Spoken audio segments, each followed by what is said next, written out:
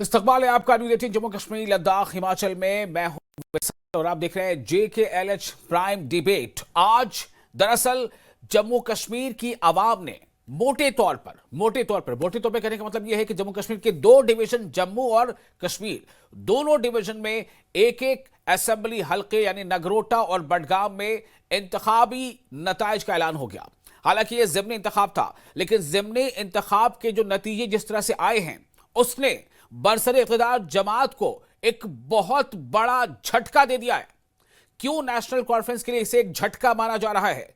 क्यों national conference की जो पोजीशन नगरोटा में रही उसे, और नेशनल कॉन्फ्रेंस की इस इंतखाब में, इस चुनाव में पोजीशन जो बडगाम में रही उसे लेकर के जो है एक ये बात कही जा रही है कि क्या ये उमर अब्दुल्ला की 1 साल की जो सरकार अभी चली है उसके ऊपर कहीं ना कहीं ये मैंडेट है, और उसके साथ ही साथ जीत के कारण और क्या है। नगरोटा में अगर बीजेपी ने जीत हासिल कर ली है, बीजेपी ने अपनी सीट बचा ली है, तो उसके क्या कारण रहे होंगे। बडगाम में अगर एनसी अपनी सीट गंवा चुकी और पीडीपी ने जीत हासिल कर ली है तो इसका क्या मकसद रहा होगा। ऐसे कई सवालों के साथ हम हाजिर हैं। आप देख रहे हैं JKLH प्राइम डिबेट।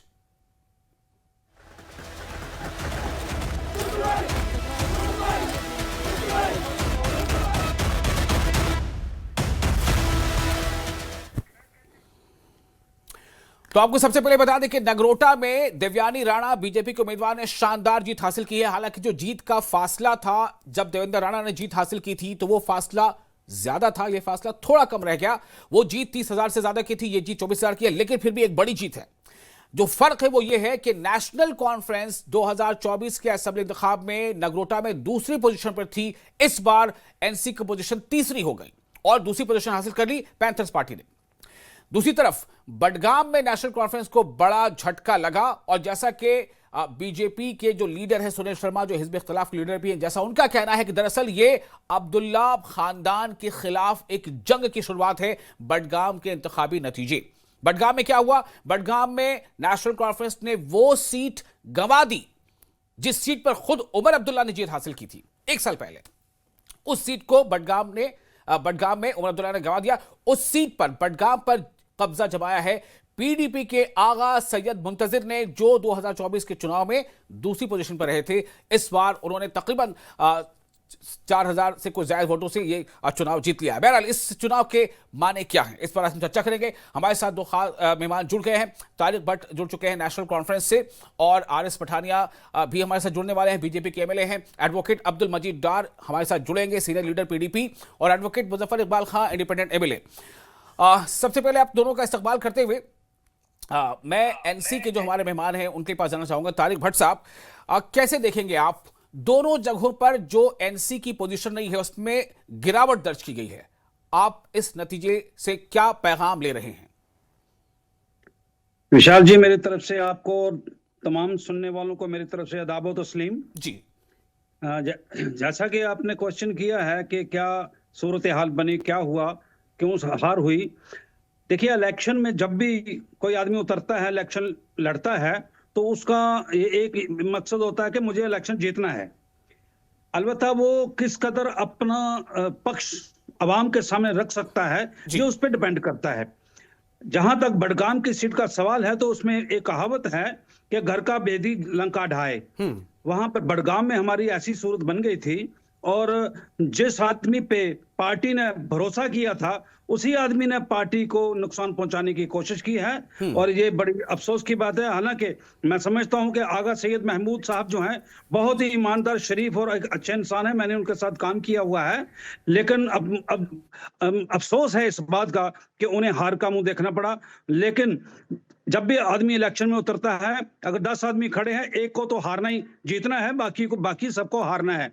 अगर वहां मुंतजर साहब जो वहां पर उन्होंने जीत हासिल की है तो मैं उन्हें मुबारक देता हूं कि लोगों ने जो फैसला किया है, मैं और नेशनल कॉन्फ्रेंस उसका वेलकम करती है। क्योंकि अगर हम लोगों के फैसले का वो नहीं करेंगे, एहतराम नहीं करेंगे, तो ये अच्छी बात नहीं है। नेशनल कॉन्फ्रेंस को ये सोचना पड़ेगा कि कहां हमारी कमजोरी रही, कहां हम अपने पूरे नहीं उतर सके, क्या अवाम हम पर क्यों नाराज हुई है, इस बात को सोचने की जरूरत है। अलबत्ता बात यह है कि आगा रूल साहब जो हैं उन पर पूरा भरोसा था कि क्योंकि उन्होंने उन्होंने नेशनल कॉन्फ्रेंस में आकर के एक बड़ा नाम कमाया था, बड़ा उनको इज्जत और एहतराम दिया गया था। यहाँ पर उन्होंने जो काम किया है वो काबिल मजम्मत मैं समझता हूँ। तो जहां तक नगरोटा का सवाल है, नगरोटा में भी कुछ ऐसी ही पोजीशन थी कि नगरोटा के अंदर हम या तो लोगों के जज्बात, लोगों के उम्मीदों पर पूरा नहीं उतर पाए, इसलिए वहां पर हमारी हार हुई है। अलबत्ता मैं इतना कहूंगा कि नगरोटा के लोगों ने जो फैसला किया हम उसका एहतराम करते हैं। बाकी रही बात के कहां पर नेशनल कॉन्फ्रेंस की कमजोरी होगी या हाई कमांड को सोचना पड़ेगा, क्या तंजीम के अंदर रद्दोबदल करने की जरूरत है या कोई बड़े पैमाने पर को तब्दीली लाने की जरूरत है। अलबत्ता बात यह है कि मैं सरकार से भी ये गुजारिश करना चाहता हूं कि पार्टी के लोगों को नजरअंदाज ना किया जाए। ठीक है, वो बाद में आते हैं और क्या क्या किया जाना चाहिए, क्या नहीं किया जाना चाहिए। फिलहाल तो ये हम समझने की कोशिश कर रहे हैं कि दरअसल इस मैंडेट का संदेश क्या है, what is between the line. RS Pathania जुड़ चुके हैं हमारे साथ, बीजेपी के एमएलए हैं, स्पोक्स पर्सन भी हैं। पठानिया साहब, आपको मुबारकबाद, नगरोटा सीट आप जीत गए, लेकिन आपका दावा था कि आप बडगाम भी जीतेंगे, वो जीत नहीं पाए। लेकिन बडगाम आप नहीं जीत पाए, फिर भी बडगाम के नतीजे से खुश बहुत है बीजेपी, क्या कारण है?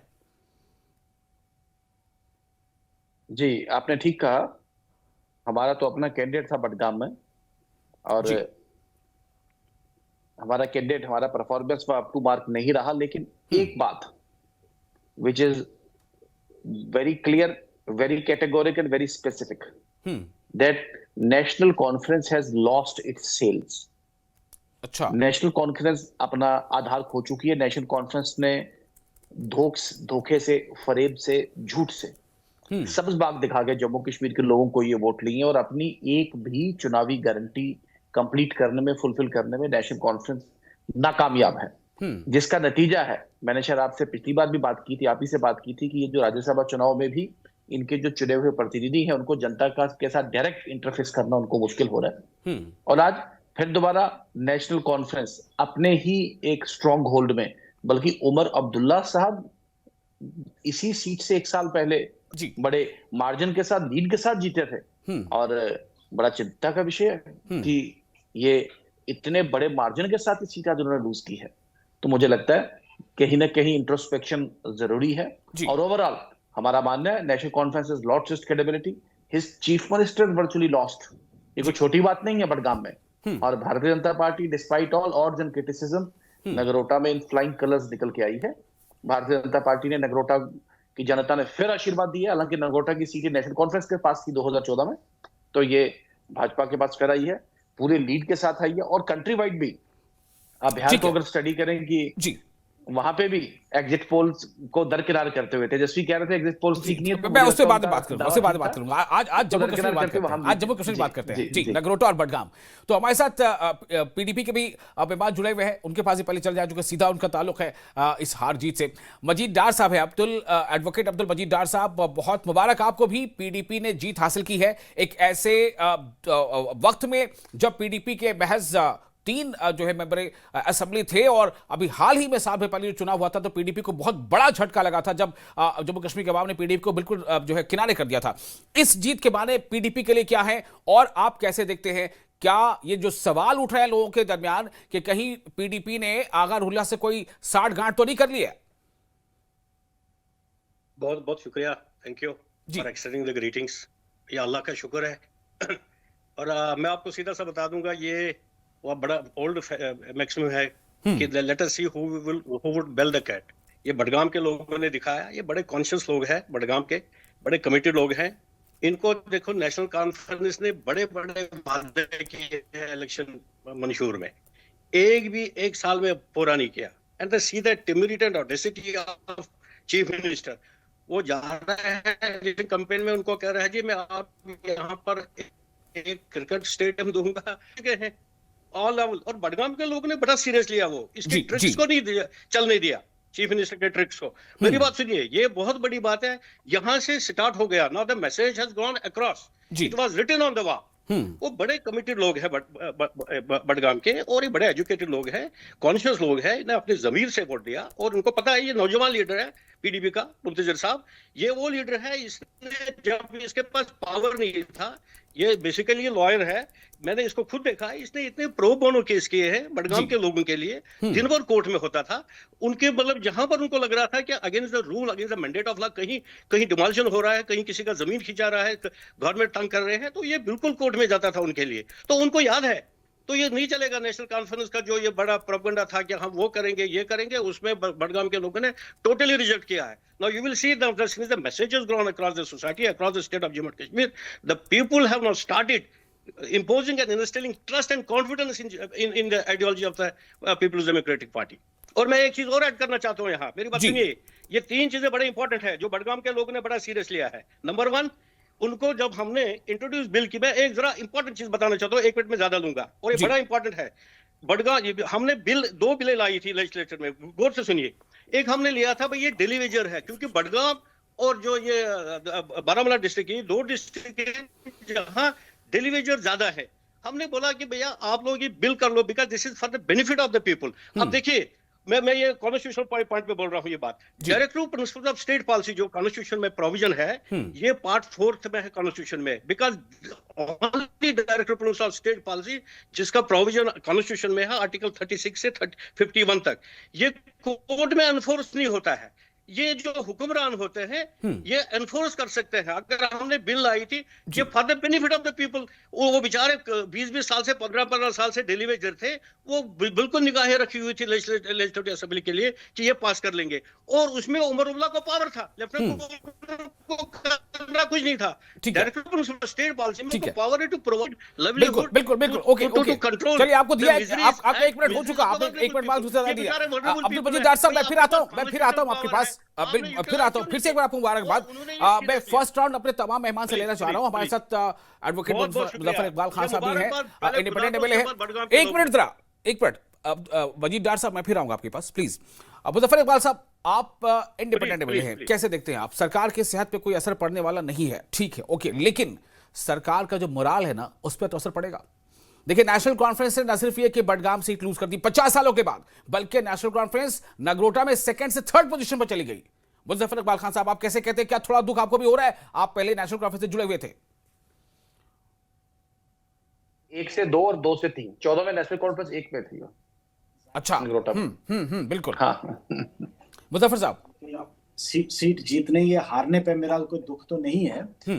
बहरहाल एक इंट्रोस्पेक्शन की जरूरत है सरकार को अब खुद अपनी असेसमेंट करनी पड़ेगी जी, कि भाई हमारी जो पॉलिसीज रही हैं वो लोगों को एक्सेप्टेबल नहीं है। 1 साल में लोगों ने जो हमने काम किया उससे लोग खुश नहीं है, जो हकीकत है उसको तस्लीम करना पड़ेगा जी। बाकी वहाँ पीडीपी से ज्यादा, आपने सही फरमाया, बीजेपी वाले ज्यादा खुश दिख रहे हैं बडगाम की सीट पीडीपी के जीतने पे। इसकी मुझे समझ नहीं आई। पठानिया साहब यहाँ बैठे हैं तो मुझे जरा एक्सप्लेन करेंगे कि भाई पीडीपी की जीत पर आपको इतनी खुशी क्यों है, उसकी क्या वजह है। बाकी अगर आपको याद होगा, आप ही के साथ मैंने एक डिस्कशन में, जब शुरू में आपने डिस्कशन की थी पोल्स के बारे में, तो मैंने नगरोटा वाली सीट पे कहा था कि एक सिंपैथी वोट है। देवयानी रैना के फादर जो हैं वो बहुत यंग एज में इस दुनिया से चले गए हैं, हाँ। तो वो एक बहुत बड़ा फैक्टर इनके हक में रहेगा, और मेरा अंदाजा था कि ये सीट जो है ये देवयानी रैना जो है वो जीतेगी। ठीक है। बडगाम के बारे में इसमें शक नहीं कि वहाँ बहुत टफ फाइट थी पीडीपी और एनसी की। वहाँ आगा साहब जो हमारे एमपी थे, जाहिर सी बात है वो रूठ गए, और उनका एक हल्का अभाव जो था, हाँ। वो नेशनल कॉन्फ्रेंस की सपोर्ट उन्होंने नहीं की, उन्होंने हाँ। शायद पीडीपी की ही सपोर्ट कर दी, उस वजह से पीडीपी जीत गई। लेकिन आखिर एक ही बात है, तमाम पूरी बहस का जो असले बहस है जी, वो ये है कि कहीं ना कहीं खामी है। हमें उस खामी को अभी भी टटोल के, उसको पिन पॉइंट करके उस खामी को दुरुस्त करना चाहिए। हमारी जो सरकार है, सरकार के फैसले, तंजीम के फैसले, जो पार्टी के फैसले हैं, नेशनल कॉन्फ्रेंस को गौर करना चाहिए। अभी भी वक्त है, अभी 4 साल बाकी हैं। अगर अभी कुछ मतलब आपने पहले ही फरमा दिया कि इससे गवर्नमेंट पे कोई बहुत बड़ा इम्पैक्ट पड़ने वाला नहीं है जी। 2 सीटों से, क्योंकि ठीक है, लेकिन एक मुजफ्फर सीट- साहब अब मैं यहां से थोड़ा क्रॉस क्वेश्चनिंग करूं इससे पहले मैं बता दूं कि नगरोटा की जीत को लेकर के प्रधानमंत्री नरेंद्र मोदी ने भी एक ट्वीट किया है, वो मैं अपने नाज़रीन को बताना चाहता हूं और वो काफी अहम है। वो ये है कि नगरोटा में बीजेपी की जो जीत हुई है उस पर नगरोटा की जनता को धन्यवाद, ये पीएम ने ट्वीट किया है। नरेंद्र मोदी ने ट्वीट किया है कि उपचुनाव में जीत दिलाने के लिए धन्यवाद, नगरोटा की जनता को धन्यवाद, नवनिर्वाचित विधायक दिव्यानी राणा को बधाई। ये प्रधानमंत्री नरेंद्र मोदी का ट्वीट है। सभी बीजेपी कार्यकर्ताओं को भी बधाई। तो ये एक नगरोटा की जीत पर है। अब मैं जरा आता हूं उसकी क्रॉस क्वेश्चनिंग करने के लिए। आपने एक बात कही अभी, मुजफ्फर साहब आपसे शुरू करते हैं। आपने कहा कि बडगाम में टफ फाइट थी। मैं कह रहा हूं ये टफ फाइट कैसे हो गई? साल भर में नहीं हुए हैं। जिस बडगाम में उमर अब्दुल्ला ने 54% वोट हासिल किया था अभी 2024 में, और ये वोट था 36,000 से ज्यादा, 36,000 से ज्यादा था, और आगा मुंतजिर जो है वो 18,000 से कम थे। 18,000 से ज्यादा का फासला था। इतने बड़े फासले को पाट दिया गया और पीडीपी जो है 4,000 से ज्यादा वोटों से जीत जाती है। तो ये टफ फाइट ही नहीं दिखा रहा, ये कुछ और दिखा रहा है मुजफ्फर साहब। मैंने आपको बताई कि मेरी असेसमेंट थी कि वहां एक टफ फाइट होगी पीडीपी और एनसी की। हाँ, और उसकी वजह, बुनियादी तौर पर वजह यही थी कि वहां के जो लोकल लीडरशिप थी नेशनल कॉन्फ्रेंस की, वो हाँ। आगा साहब के नाराज होने की वजह से हाँ, नेशनल कॉन्फ्रेंस से पल्ला झाड़ दिया था। तो मतलब आप ये कहना चाहते हैं कि आगा रूहुल्लाह साहब वजह बन गए नेशनल कॉन्फ्रेंस की हार की? जाहिर सी बात है, मेरे अपनी जो असेसमेंट है उसमें यही लगा कि आगा रूहुल्लाह साहब की नाराजगी की वजह से लोग जो थे, कुछ जो उनका हल्का अहबाब तो था, जाहिर सी बात है वो वहां के रहने वाले हैं, फिर वहां के मेंबर पार्लियामेंट हैं, उनका जो हल्का अहबाब था वो नाराज होके मुझे लगता है कि उन्होंने सपोर्ट कर दी पीडीपी की। अदरवाइज आपने जैसे पहले फरमाया कि ये सीट लेकिन मैं इसी सवाल को लेकर तारिक भट्ट साहब का जानना चाहूंगा। तारिक भट्ट साहब आप मुझे ये बताएं, क्या आगा रूहुल्लाह की वजह से वाकई हार गई? पार्टी की लेगेसी गई काम से? इतनी पुरानी पार्टी 50 साल से जीतती आ रही है, एक आगा रूहुल्लाह ने अभी आप वहां के एमपी बने और उन्होंने आपको हरा दिया, तो उमर अब्दुल्ला के क्रेडेंशियल का क्या हुआ? अब्दुल्ला परिवार के क्रेडेंशियल का क्या हुआ? नेशनल कॉन्फ्रेंस के क्रेडेंशियल का क्या हुआ? देखिए नेशनल कॉन्फ्रेंस का एक पार्टी का एक अपना वोट होता है, लेकिन जो कैंडिडेट होता है उसका जात का एक अपना वोट होता है। जब दोनों वोट जब मिलते हैं तो उसका जाहिर है कि पार्टी को फायदा पहुंचता है। आगा रूहुल्लाह साहब जो थे वो हमारे मेंबर पार्लियामेंट थे, उनके साथ भी 4 आदमी जरूर थे और वो हमारी पार्टी के ही सपोर्टर थे। अलबत्ता क्या वजह हुई, किस बात के लिए नाराजगी हुई है, उस नाराजगी का हमें नुकसान जरूर पहुंचा है। जो बात तस्लीम करने वाली है उसको तस्लीम करना चाहिए। तो कहीं ना कहीं आप ये भी कह रहे हैं कि इसमें पीडीपी का कोई कमाल नहीं है, पीडीपी ने कोई बहुत मतलब कमाल नहीं किया, वो आपकी वजह से आपने सीट उनको दे दी तोहफे में। बिल्कुल, मैं इस बात को तस्लीम करता हूं कि आगा रूहुल्लाह की वजह से हमें नुकसान पहुंचा है, क्योंकि अब जहां भी कोई वर्कर होता है, वर्कर के साथ 4 आदमी जरूर होते हैं, और तभी वो कहते हैं ना कि सर वर्कर के साथ कोई वर्कर के साथ या किसी नेता के साथ 4 आदमी होते हैं, कि पूरी पार्टी के साथ कितने लोग होते हैं? उमर अब्दुल्ला के साथ कितने लोग थे? पिछली बार तो कैंडिडेट उमर अब्दुल्ला थे ना। जब उमर अब्दुल्ला कैंडिडेट थे, वो जीते थे, तो उनके वर्कर कहां चले गए? उनके लोग कहां चले गए?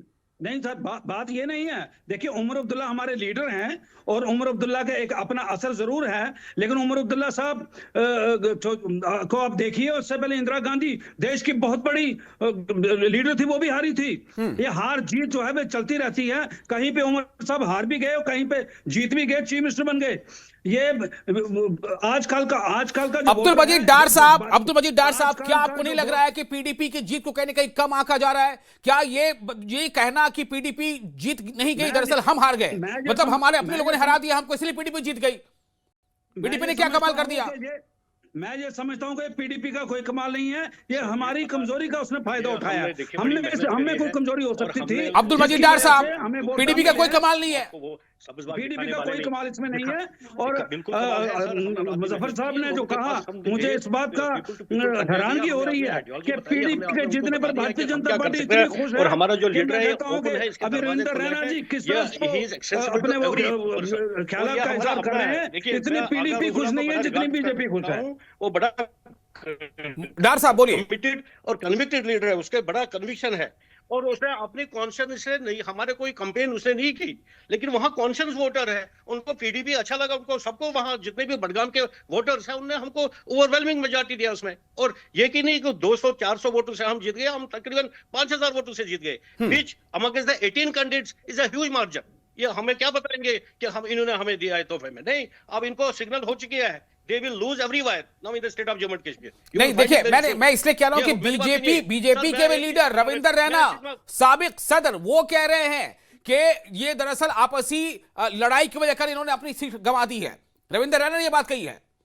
हमने 21,000 वोट लिए, ये कोई मजाक है? 21,000 वोट लेना ये हमने अपने बलबूते पे अपनी मेहनत से लिया। हमारे कार्ड ने बड़ी मेहनत की, हमारा लीडर बड़ा ओपनली, वो he is accessible to everybody, वो बड़ा शरीफ है और उसका बड़ा टैलेंट है उसमें, वो लोगों का काम करता रहा है पिछले 5 साल से। वो दो he was not in power. अब मेरी बात सुनिए सर, उमर साहब की हमें बताना चाहता हूँ, बीजेपी और उमर साहब ये दोनों एक ही प्लेटफॉर्म पे है। मेरी बात सुनिए। अच्छा, ये मुझे याद पड़ रहा है बिफोर वी गॉट इंडिपेंडेंस। अरे एक ही प्लेटफॉर्म पे है तो नगरोटा में कुछ सेटिंग हो जाती ना। फिर नगरोटा में ऐसा क्यों हुआ कि नेशनल कॉन्फ्रेंस तीसरे नंबर पे चली गई? नहीं, नगरोटा में एनसी तीसरे नंबर पे क्यों चली गई, समझाइए जरा। आप कह रहे एक ही प्लेटफॉर्म पे है। मैं बता रहा हूँ, वो तो सर वो फ्रेंडली मैच था सर। अच्छा, फ्रेंडली मैच था, फ्रेंडली फाइट थी। आरएस पठानिया साहब, क्या नगरोटा की फाइट फ्रेंडली फाइट थी?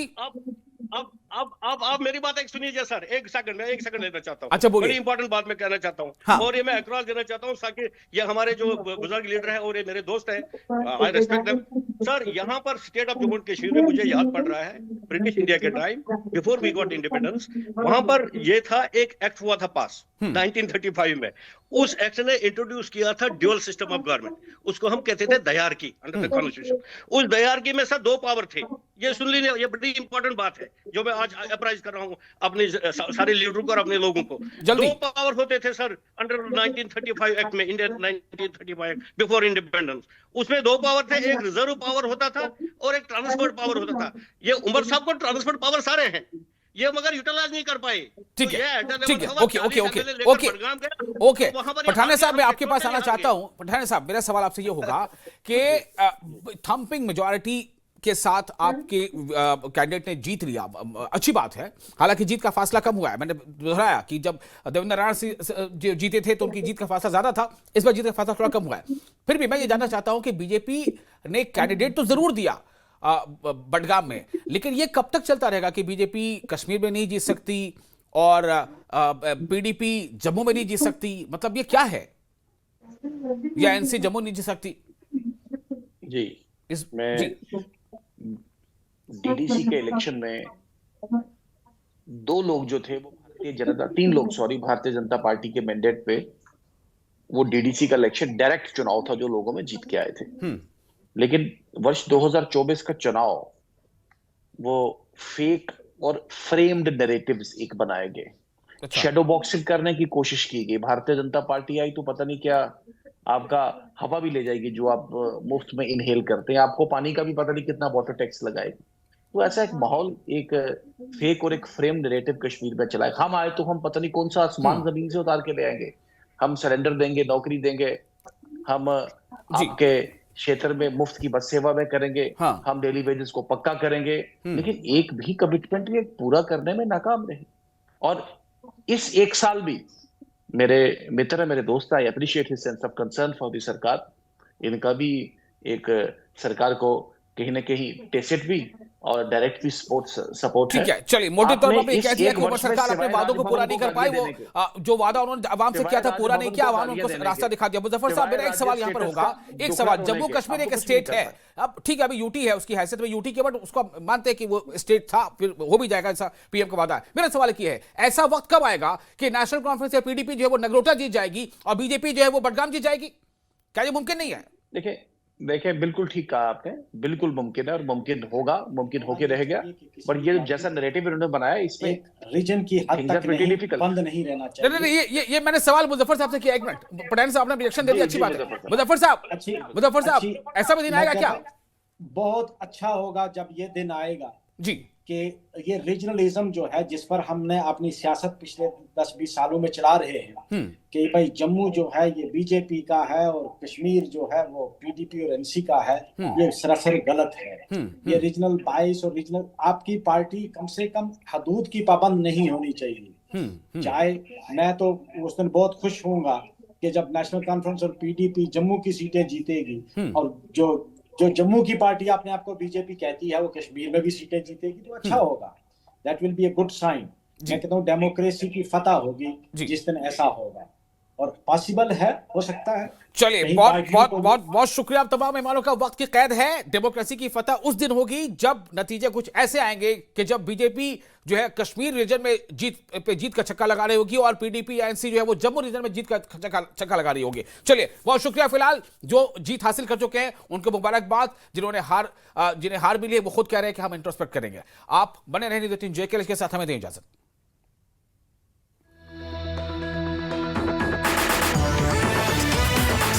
रोज सब्जी का